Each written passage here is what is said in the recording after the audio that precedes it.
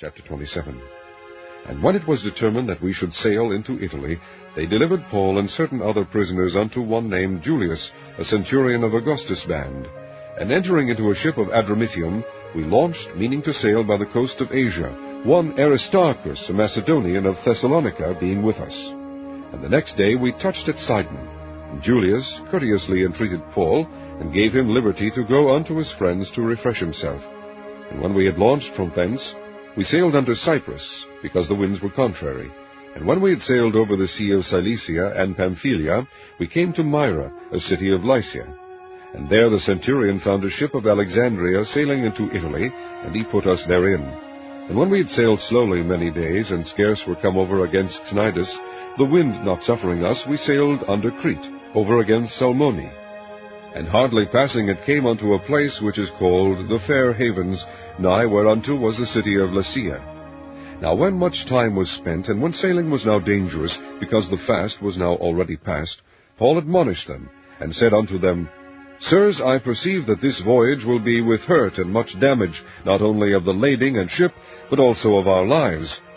Nevertheless the centurion believed the master and the owner of the ship more than those things which were spoken by Paul. And because the haven was not commodious to winter in, the more part advised to depart thence also, if by any means they might attain to Phoenice, and there to winter, which is an haven of Crete, and lieth toward the southwest and northwest. And when the south wind blew softly, supposing that they had obtained their purpose, loosing thence they sailed close by Crete. But not long after there arose against it a tempestuous wind called Euroclydon. And when the ship was caught and could not bear up into the wind, we let her drive. And running under a certain island which is called Clauda, we had much work to come by the boat, which when they had taken up, they used helps, undergirding the ship, and fearing lest they should fall into the quicksands, strake sail, and so were driven. And we being exceedingly tossed with a tempest, the next day they lightened the ship. And the third day we cast out with our own hands the tackling of the ship. And when neither sun nor stars in many days appeared, and no small tempest lay on us, all hope that we should be saved was then taken away. But after long abstinence, Paul stood forth in the midst of them, and said, Sirs, ye should have hearkened unto me, and not have loosed from Crete, and to have gained this harm and loss. And now I exhort you to be of good cheer, for there shall be no loss of any man's life among you, but of the ship. For there stood by me this night the angel of God, whose I am, and whom I serve, saying, Fear not, Paul, thou must be brought before Caesar, and lo, God hath given thee all them that sail with thee. Wherefore, sirs, be of good cheer, for I believe God that it shall be even as it was told me. Howbeit we must be cast upon a certain island. But when the 14th night was come, as we were driven up and down in Adria about midnight, the shipmen deemed that they drew near to some country, and sounded, and found it 20 fathoms. And when they had gone a little further, they sounded again, and found it 15 fathoms. Then, fearing lest we should have fallen upon rocks, they cast 4 anchors out of the stern, and wished for the day. And as the shipmen were about to flee out of the ship, when they had let down the boat into the sea, under color, as though they would have cast anchors out of the foreship, Paul said to the centurion and to the soldiers, Except these abide in the ship, ye cannot be saved. Then the soldiers cut off the ropes of the boat, and let her fall off.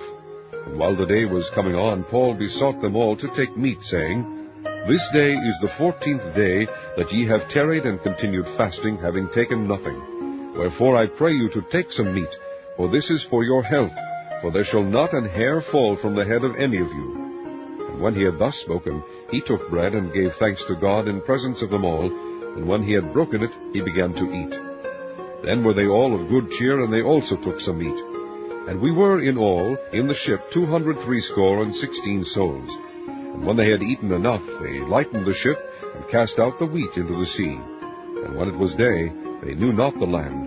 But they discovered a certain creek with a shore, into the which they were minded, if it were possible, to thrust in the ship.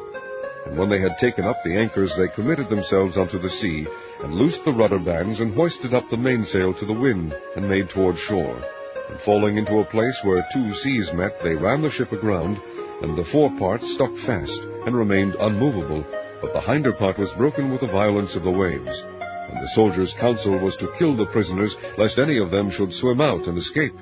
But the centurion, willing to save Paul, kept them from their purpose, and commanded that they which could swim should cast themselves first into the sea and get to land, and the rest, some on boards and some on broken pieces of the ship.